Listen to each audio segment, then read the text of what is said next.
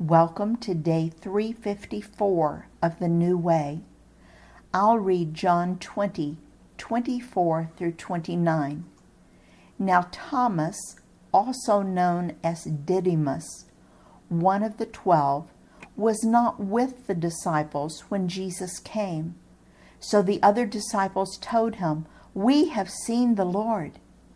But he said to them, "Unless I see the nail marks in his hands, and put my fingers where the nails were, and put my hand into his side, I will not believe." A week later, his disciples were in the house again, and Thomas was with them. Though the doors were locked, Jesus came and stood among them and said, "Peace be with you." Then he said to Thomas, "Put your finger here. See my hands? Reach out your hand and put it into my side. Stop doubting and believe." Thomas said to him, "My Lord and my God." Then Jesus told him, "Because you have seen me, you have believed. Blessed are those who have not seen and yet have believed."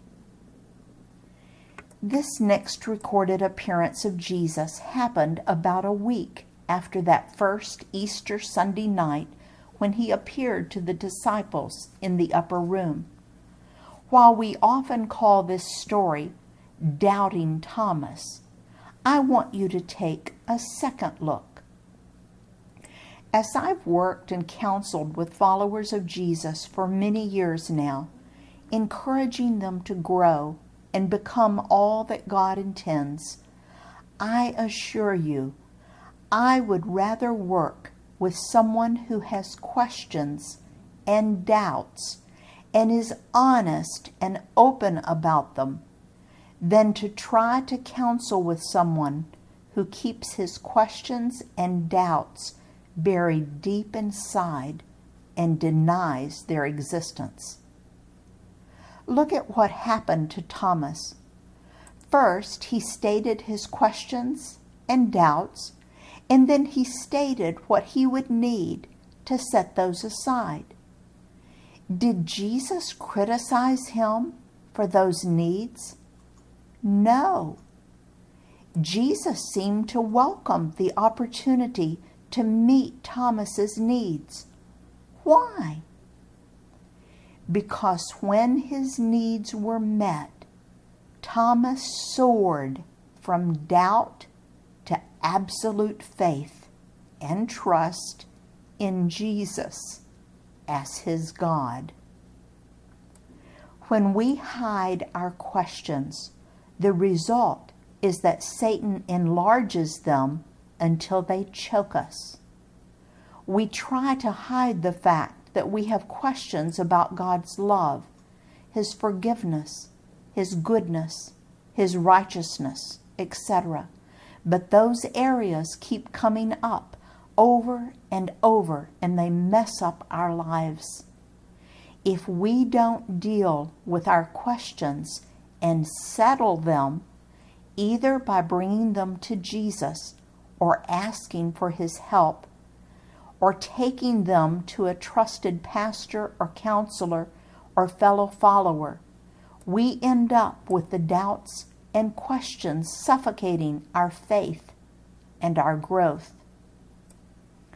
I remember struggling with my daughter's diagnosis of CVID, an immune deficiency that would change her entire life. I buried my hurts and doubts and questions and tried to smile my way through it. But one Sunday morning, several months later, I was preparing to worship on a typical Sunday morning. A guest singer began to sing about God's goodness and righteousness, and I knew that I had some major business to take care of. I got up and slipped out of the church. I drove home where I could have total privacy.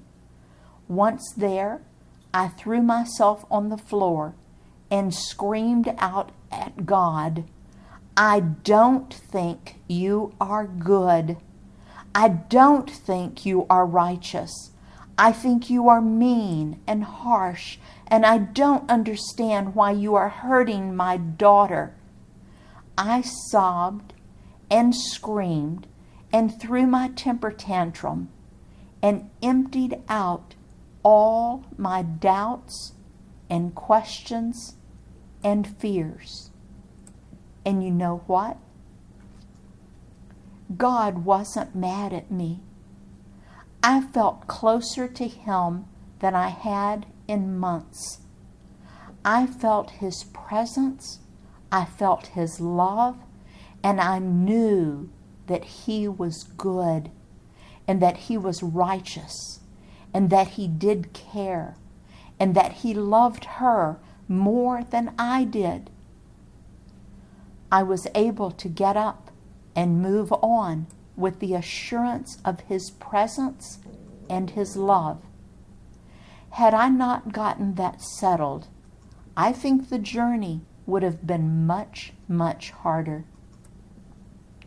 God is big enough to handle our deepest questions, and when we are ready to trust Him with them, He doesn't always answer the questions, but He does reassure us that He is trustworthy and capable of ruling our little world. I remember another time when I was struggling and I brought my questions to Him about whether He really existed. I told Him I felt silly bringing such questions to Him, but I had no one else to ask. I came to Him in trust, and He trusted me with His answer. He laughed and asked me to explain why I came to Him instead of going to someone else.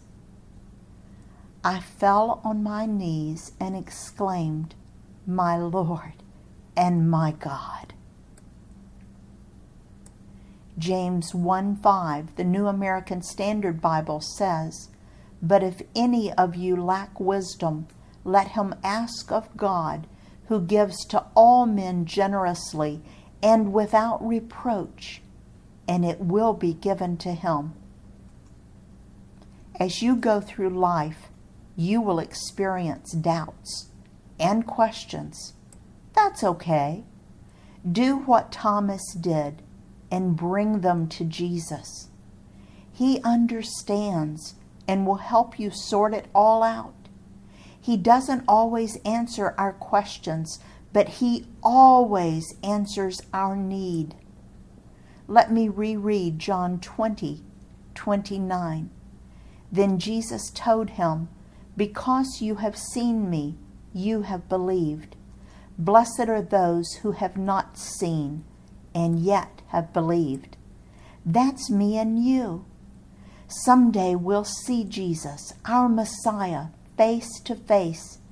But today our faith is based on what we've read or seen in fellow followers and what they have experienced. That's why I'm sharing my experience with you. I hope it will encourage you to invite Jesus into your core.